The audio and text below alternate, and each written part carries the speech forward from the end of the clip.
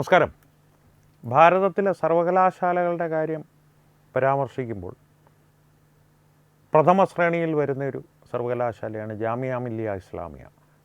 ഡൽഹിയിലുള്ള ഭാരതത്തിൻ്റെ തലസ്ഥാനമായ ഡൽഹിയിൽ സ്ഥിതി ചെയ്യുന്ന ജാമിയ മില്ലിയ ഇസ്ലാമിയ എന്ന സർവകലാശാല ലോകപ്രസിദ്ധമാണ്. ലോകത്ത് തന്നെ മികച്ച സർവകലാശാലകളുടെ പട്ടിക എടുക്കുമ്പോൾ ഭാരതത്തിൽ നിന്ന് സ്ഥിരമായി ആ പട്ടികയിൽ ഇടം നേടുന്ന അപൂർവം സർവകലാശാലകളിലൊന്നുമാണ് ജാമിയ മില്ലിയ ഇസ്ലാമിയ. അവിടുത്തെ പഠന സംബന്ധമായിട്ടുള്ള കാര്യങ്ങളിൽ, വിദ്യാഭ്യാസ ക്രമങ്ങളിലോ അല്ലെങ്കിൽ അവിടുത്തെ അധ്യാപകരുടെ കാര്യത്തിലോ അധ്യാപകരുടെ ഒരു നിലവാരത്തിൻ്റെ കാര്യത്തിലോ യാതൊരു സംശയവും ലോകത്തൊരു അക്കാഡമിക് സർക്കിളിലും അല്ലെങ്കിൽ ഒരു അധ്യാപന തലങ്ങളിലോ അല്ലെങ്കിൽ സർവകലാശാലകളുടെ ഒരു കൂട്ടായ്മയിലോ ഒന്നും പ്രകടിപ്പിക്കപ്പെട്ട് ഇന്നേ വരെ ഒരു വിവരവും പുറത്തു വന്നിട്ടില്ല. അത് അത്രയും നിലവാരമുള്ള ഒരു സർവകലാശാലയാണ് ജാമിയ മില്ലിയ ഇസ്ലാമിയ. പക്ഷേ അതുപോലെ തന്നെ അടിസ്ഥാനപരമായിട്ട് നിരവധി കുഴപ്പങ്ങളുടെ ഒരു വിളനിലവും കൂടിയാണ് ജാമിയ മില്ലിയ ഇസ്ലാമിയ. അത് കേൾക്കുമ്പോൾ ഒരു അത്ഭുതം തോന്നാം. കാരണം ഈ സർവകലാശാലകളിൽ നിന്ന് പുറത്തു വരുന്ന കുഴപ്പക്കാരെയും കുഴപ്പങ്ങളെയും പറ്റിയുള്ള വാർത്തകൾ വായിക്കുമ്പോൾ സ്ഥിരമായി നാം കേൾക്കുന്നത് ഒന്നെങ്കിൽ JNU, ഡൽഹിയെ സംബന്ധിച്ച് പറയുകയാണെങ്കിൽ ഒന്നെങ്കിൽ JNU ജവഹർലാൽ നെഹ്റു യൂണിവേഴ്സിറ്റി അല്ലെങ്കിൽ ഡൽഹി യൂണിവേഴ്സിറ്റി, ഈ രണ്ട് സർവകലാശാലകളാണ്. കാരണം പ്രശ്നങ്ങളുടെ തുടക്കം മുഴുവൻ JNUവിൽ നിന്നാണ് എന്നുള്ള തരത്തിലാണ് നാം വാർത്തകളെല്ലാം കാണുന്നതോ വായിക്കുന്നതോ. പക്ഷേ ഒന്നുകൂടി ആഴത്തിലൊന്ന് ആ വാർത്തകൾ പരിശോധിച്ചാൽ ഒരു കാര്യം നിങ്ങൾക്ക് വ്യക്തമായി ബോധ്യമാകും. CAAക്കെതിരെയുള്ള സമരത്തിലാണെങ്കിലും ഡൊണാൾഡ് ട്രംപിൻ്റെ ഭാരത സന്ദർശന സമയത്ത് ഡൽഹിയിലുണ്ടായ കുഴപ്പങ്ങളാണെങ്കിലും അതിനെ സംബന്ധിച്ച് സർവകലാശാലകളിലുണ്ടായ പ്രശ്നങ്ങളാണെങ്കിലും ഇതിൻ്റെ എല്ലാം തുടക്കത്തിൻ്റെ ഏതെങ്കിലും ഒരു നാര് അല്ലെങ്കിൽ അതിലുള്ള ഏതെങ്കിലും ഒരു ചരട് ജാമിയ മില്ലിയയിൽ പോയി നിൽക്കുന്നുണ്ട്. അവിടെ നിന്നാകും ഇതിൻ്റെ ആസൂത്രണങ്ങളുടെ തുടക്കം. പക്ഷേ ഒരു കാര്യം കൃത്യമായി നിങ്ങൾ മനസ്സിലാക്കിക്കൊള്ളൂ, ഇത്തരത്തിലുള്ള കുഴപ്പങ്ങളുണ്ടാകുന്ന അവസരത്തിൽ ഏതെങ്കിലും ഒരു തരത്തിൽ ഈ പ്രശ്നങ്ങളെല്ലാം നിയമസംവിധാനം അടിച്ചമർത്തുകയും ജാമിയ മില്ലിയയുടെ പേര് ഉയർന്നു വരികയും ചെയ്യുന്നൊരു സാഹചര്യമുണ്ടായാൽ അപ്പോൾ തന്നെ ജാമിയ മില്ലിയയുടെ അധികൃതർ മുന്നിട്ടിറങ്ങി അല്ലെങ്കിൽ അതിൻ്റെ ഭരണസമിതി ഒരു സ്വയം തീരുമാനമെടുത്ത് മുൻകൈയെടുത്ത് അത്തരത്തിലുള്ള പ്രശ്നങ്ങളെ പരിഹരിക്കുവാനുള്ള നടപടികളെടുക്കും. ഈ പ്രശ്നക്കാരെല്ലാം ഞങ്ങൾ സസ്പെൻഡ് ചെയ്തിരിക്കുന്നു, അല്ലെങ്കിൽ പോലീസിന് അവർ ഇന്നടുത്തുണ്ട്, അവരെ പോയി പിടിച്ചുകൊള്ളൂ എന്ന തരത്തിലൊരു സഹായഹസ്തം നീട്ടി പോലീസുമായി ചേർന്ന് ഈ പ്രശ്നത്തിനൊരു പരിഹാരം ഞങ്ങൾ കൂടി ചേർന്നാണ് കണ്ടെത്തിയത് എന്നുള്ളൊരു പ്രതീതി സൃഷ്ടിക്കും. അതുകൊണ്ട് തന്നെ ഈ കുഴപ്പങ്ങളുടെയൊക്കെ തുടക്കം അല്ലെങ്കിൽ ആ കുഴപ്പങ്ങളുടെ മുഖ്യ കാരണത്തിൻ്റെ ഒരു വേര് ജാമിയ മില്ലിയയിലും ഉണ്ട് എന്നുള്ള കാര്യം വിസ്മൃതിയിലേക്ക് ആഴ്ന്നു പോവുകയും ചെയ്യും. അത്തരത്തിലാണ് ജാമിയ മില്ലിയയുടെ പ്രവർത്തന രീതി. അതുകൊണ്ട് തന്നെ പറയുന്നു, JNUവിനേക്കാളും ഡൽഹി യൂണിവേഴ്സിറ്റിയെക്കാളും അവിടെ പ്രവർത്തിക്കുന്ന രാജ്യവിരുദ്ധ ശക്തികളെക്കാളും അപകടകരമായിട്ടുള്ള ശക്തികൾ ജാമിയ മില്ലിയ ഇസ്ലാമിയയിൽ പ്രവർത്തിക്കുന്നുണ്ട്. ഇപ്പോൾ ജാമിയ മില്ലിയ ഇസ്ലാമിയുടെ കാര്യം പറയുവാനുള്ള കാര്യം എന്താണ്, നിങ്ങളുമായി പങ്കുവയ്ക്കുവാനുള്ള കാരണം എന്താണെന്ന് നിങ്ങൾ ചോദിക്കും. മറ്റൊന്നുമല്ല, ഈ കഴിഞ്ഞ ദിവസം ABVP അഖില ഭാരതീയ വിദ്യാർത്ഥി പരിഷത്ത് ഒരു പരിപാടി ജാമിയ മില്ലിയ ഇസ്ലാമിയയിൽ സംഘടിപ്പിച്ചിരുന്നു. യുവകുംഭ് എന്നാണ് ആ പരിപാടിയുടെ പേര്. കഴിഞ്ഞ ഒരു മാസത്തോളമായി, ഒരു 1.5 മാസത്തോളം, 2 മാസങ്ങളിൽ നിന്ന് തന്നെ കരുതിക്കുള്ളൂ, 2 മാസങ്ങളോളമായി, പ്രത്യേകിച്ച് ഏപ്രിൽ മാസത്തിൽ വളരെ കാര്യക്ഷമമായി രാജ്യത്തൊട്ടാകെയുള്ള സർവകലാശാലകളിൽ ഈ യുവകുംഭ് എന്ന പരിപാടി ABVP സംഘടിപ്പിക്കുന്നുണ്ട്. അതുകൊണ്ട് തന്നെ എന്താണ് ഈ സംഭവമെന്ന് പലരും അറിഞ്ഞിട്ടുണ്ടാവില്ല. മറ്റൊന്നുമല്ല, RSSൻ്റെ സംഘപരിവാറിൻ്റെ 100ാം ജന്മവാർഷികമാണ് ഇപ്പോൾ കടന്നുപോയിക്കൊണ്ടിരിക്കുന്നത്. അപ്പോൾ 100ാം ജന്മവാർഷികത്തോടനുബന്ധിച്ച് സർവകലാശാലകളിൽ വിദ്യാർത്ഥികളുടെ ഇടയിൽ ഒരു സംവാദങ്ങളും മറ്റ് പല പരിപാടികളും, രംഗോളി ഉത്സവം മുതൽ ചെറിയ ഭജൻ ക്ലബ്ബിങ് മുതൽ അത്തരത്തിലുള്ള വിനോദ പരിപാടികൾ മുതൽ, എന്നാൽ നമ്മുടെ സംസ്കാരത്തിൽ ഊന്നിയ വിനോദ പരിപാടികൾ മുതൽ സംവാദങ്ങളും നിരവധി വിഷയങ്ങളുള്ള സംവാദങ്ങൾ എയിംസിലെല്ലാം ഈ ഏപ്രിലാണ് കഴിഞ്ഞിരുന്നത്. അത്തരത്തിലുള്ള സംവാദങ്ങളും ഈ പരിപാടിയുടെ ഒരു വളരെ വിശാലമായിട്ടുള്ളൊരു പരിപാടിയാണ്, വിശാലാടിസ്ഥാനത്തിലുള്ള കാര്യപരിപാടികളുള്ള ഒരു പദ്ധതിയാണ് അല്ലെങ്കിൽ പരിപാടിയാണ് ഈ യുവകുംഭ്. ആ യുവകുംഭ് ഈ കഴിഞ്ഞ ദിവസം ജാമിയ മില്ലിയയിൽ ABVP ആസൂത്രണം ചെയ്തിരുന്നു. അതിനെതിരെ പതിവ് പോലെ, പ്രതീക്ഷിച്ചതുപോലെ ഇടതുപക്ഷ സംഘടനകൾ ആദ്യം ചാടി വീണു.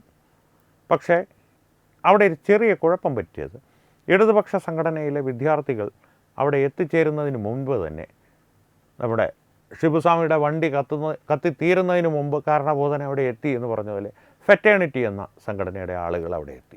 ഈ ഫെറ്റേണിറ്റി എന്നുള്ളത് അടിമുടി ജിഹാദികൾ നിറഞ്ഞൊരു സംഘടനയാണ് എന്നുള്ളതാണ് ABVP ആരോപിക്കുന്നത്. അതുകൊണ്ട് തന്നെ ഫെറ്റേണിറ്റിക്കാർ അവിടെ എത്തുകയും അവരെത്തിയ പാടെ അവരുടെ ഒരു സ്വാഭാവിക രീതിയുണ്ടല്ലോ, അതനുസരിച്ച് അവർ ഈ പരിപാടി നടക്കുന്ന ഓഡിറ്റോറിയത്തിലേക്ക് തള്ളിക്കയറുവാൻ ശ്രമിക്കുകയും ചെയ്തു. ABVP പിള്ളേർ ഒന്നും നോക്കിയില്ല. ABVP പിള്ളേർ മാത്രമല്ല, RSSൻ്റെ പ്രവർത്തകരും ഉണ്ടായിരുന്നു. കാരണം RSSൻ്റെ 100ാം വാർഷികവുമായി ബന്ധപ്പെട്ട ഒരു പരിപാടിയാണല്ലോ ഇത്. അതുകൊണ്ട് തന്നെ RSSലെ പ്രമുഖ നേതാക്കൾ, ആ പ്രമുഖ കാര്യവാഹകൾ ഒരുപാട് പേർ അതിഥികളായി, വിശിഷ്ടാതിഥികളായി എത്തിയിരുന്നു. അവരുടെ ഒപ്പം തന്നെ RSSൻ്റെ പ്രവർത്തകരും എത്തിയിരുന്നു. അവരവിടെ ഉണ്ടായിരുന്നു കഷ്ടകാലത്തിന്. ആരുടെ കഷ്ടകാലത്തിന്? ഈ ഫെറ്റേണിറ്റിക്കാരുടെ കഷ്ടകാലത്തിന്. അടി എന്നൊക്കെ പറഞ്ഞാൽ ഇതാണ് അടി എന്ന് കണ്ടു നിന്നവർ പറയുന്ന തരത്തിലുള്ള അടിയാണ് അവിടെ ലഭിച്ചത്. കാരണം പറഞ്ഞതെന്ന് പറഞ്ഞു കഴിഞ്ഞാൽ അവിടെ ഇടി കിട്ടിയ ഒരു ജഹാംഗീർ എന്നൊരു വിദ്യാർത്ഥി, ഫെറ്റേണിറ്റിയുടെ വിദ്യാർത്ഥി എന്ന് പറഞ്ഞു കഴിഞ്ഞാൽ ഒരു 35-40 വയസ്സുണ്ട് കേട്ടോ. പറയുന്നത് കേട്ടത്, ഒരിടി അവന്മാർ നെഞ്ചിൽ തന്നിട്ട് എനിക്കൊരു 5 നിമിഷത്തേക്ക് ശ്വാസം നേരായിട്ട് എടുക്കാൻ പറ്റിയില്ല. കാരണം അകത്തേക്ക് തള്ളിക്കയറിയതാണ്. മര്യാദയ്ക്ക് ആദ്യം ABVPക്കാർ പറഞ്ഞതാണ്, നിങ്ങൾക്ക് പരിപാടിയിൽ പങ്കെടുത്ത് സംവാദങ്ങളിൽ പങ്കെടുക്കാനാണെങ്കിൽ കൃത്യമായി വന്ന് ഇരിപ്പിടങ്ങളിലിരിക്കൂ, അല്ലാതെ തള്ളിക്കയറി വന്ന് പ്രശ്നങ്ങൾ ഉണ്ടാക്കുക അനുവദിക്കില്ല. അപ്പോൾ നല്ല വൃത്തിയായിട്ടുള്ള മർദ്ദനം ഇവർക്ക് കിട്ടി. ഏതാണ്ട് നല്ല ഒരു ഗ്രാമ്യ ഭാഷയിൽ പറഞ്ഞാൽ തൂത്ത് വാരിയെടുത്ത് പുറത്ത് കളഞ്ഞു.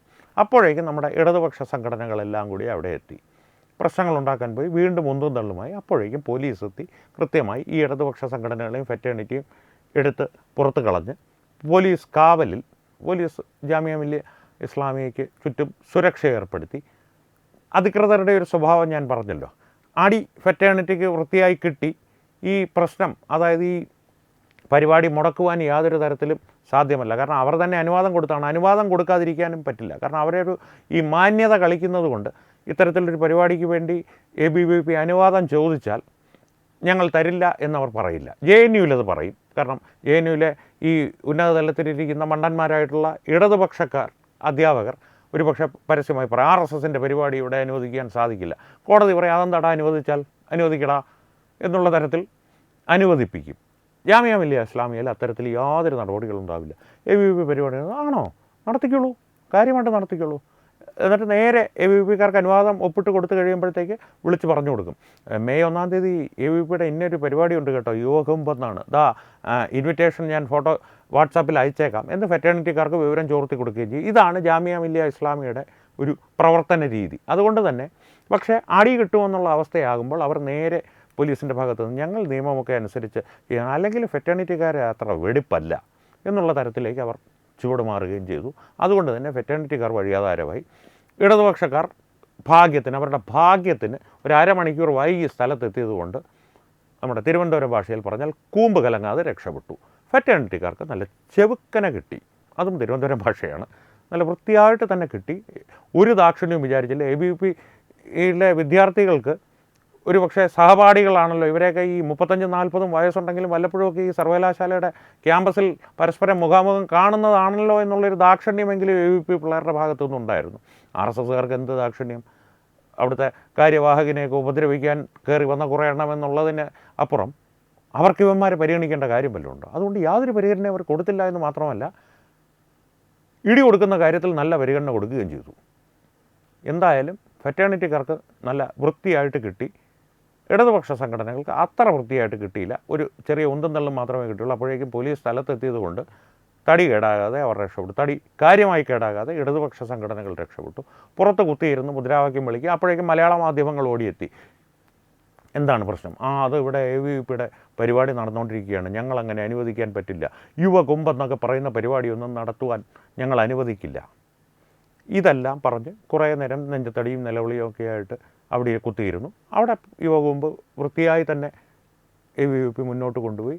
കാര്യക്ഷമമായി തന്നെ വളരെ വിദ്യാർത്ഥികളുടെ വളരെയധികം വലിയ പങ്കാളിത്തത്തോടു കൂടി തന്നെ യുവകുംഭ് ജാമിയ മില്ലിയ ഇസ്ലാമിയയിൽ നടന്ന് അവസാനിക്കുകയും ചെയ്തു. ആരംഭിച്ചു, കാര്യക്ഷമമായി നടന്നു, ഭംഗിയായി അവസാനിച്ചു, അവർ പിരിഞ്ഞുപോയി. ഇതാണ് ജാമിയ മില്ലിയ ഇസ്ലാമിയയിൽ ഇന്നലെ നടന്ന സംഭവം. ഈ സംഭവം നിങ്ങളോട് പറഞ്ഞു, ഇതൊരു വാർത്തയായിട്ട് പറഞ്ഞതല്ല. ജാമിയ മില്ലിയ ഇസ്ലാമിയുടെ ഒരു ചരിത്രം ഒന്ന് പരിശോധിക്കണം. അത് നമുക്ക് വിശദമായിട്ട് മറ്റൊരു വീഡിയോയിൽ ജാമിയ മില്ലിയ ഇസ്ലാമിയുടെയും അലിഗർ മുസ്ലിം യൂണിവേഴ്സിറ്റിയുടെയും എല്ലാം ചരിത്രങ്ങൾ നമുക്ക് പരിശോധിക്കാം. കാരണം അത് വളരെ അത്യാവശ്യമായിട്ടുള്ളൊരു കാര്യമാണ്. ഈ ഒരു സംഭവത്തിൻ്റെ ഒരു പശ്ചാത്തലം നിങ്ങളൊന്ന് പരിശോധിക്കും. യുവകുംഭെന്ന പരിപാടി പ്രത്യക്ഷത്തിൽ നമുക്ക് തോന്നാം ABVP എന്നുള്ളൊരു വിദ്യാർത്ഥി സംഘടനയോടും RSSനോടുമുള്ള തീർത്താൽ തീരാത്ത വെറുപ്പും എതിർപ്പുമാണ് ഇവരെ ഇത്തരത്തിലുള്ള നടപടികൾ എടുക്കുവാൻ അല്ലെങ്കിൽ പ്രവർത്തികൾ ചെയ്യുവാൻ ഈ ഫെറ്റേണിറ്റിയോ ഇടതുപക്ഷ സംഘടനകളെയോ പ്രേരിപ്പിക്കുന്നതാണ്.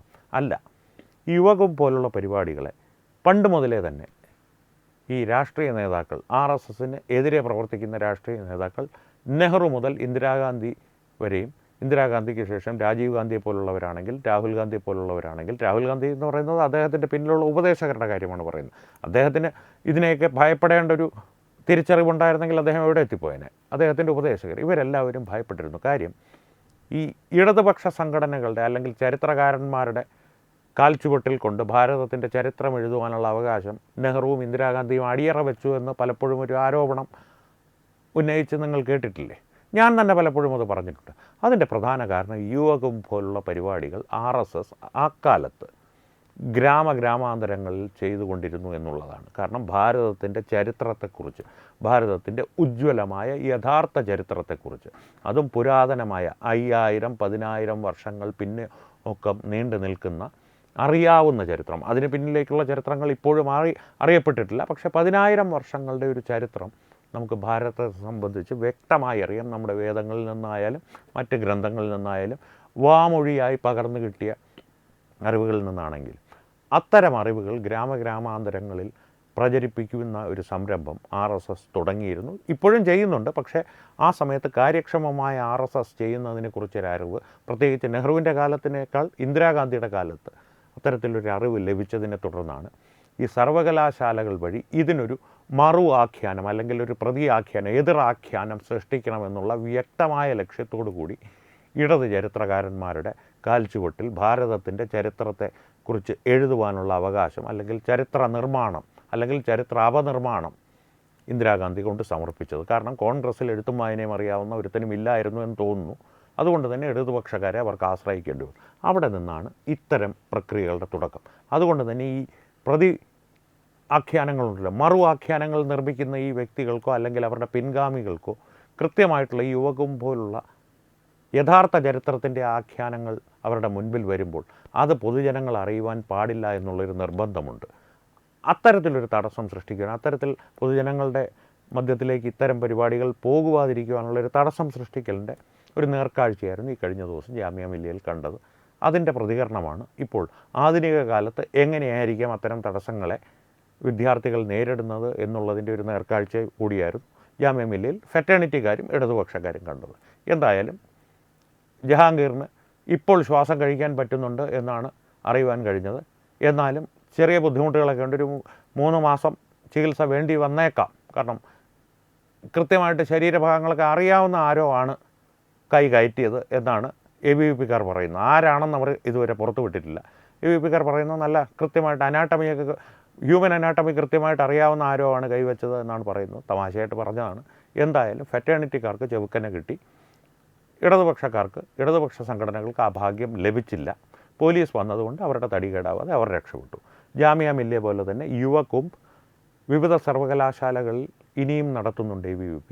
അത് സംബന്ധിച്ചുള്ള വിശദമായിട്ടുള്ള വിവരങ്ങൾ തത്വമയി ന്യൂസ് തന്നെ പുറത്തുവിടാം പ്രേക്ഷകരുമായിട്ട് കൃത്യമായി ലഭിക്കുന്നതിനനുസരിച്ച്. കാരണം ഇന്നലെ ഈ സംഭവം നടന്നതിന് ശേഷം കേരളത്തിലേക്ക് ഇത് വരുന്നുണ്ടോ എന്നൊന്ന് അന്വേഷിച്ചിരുന്നു.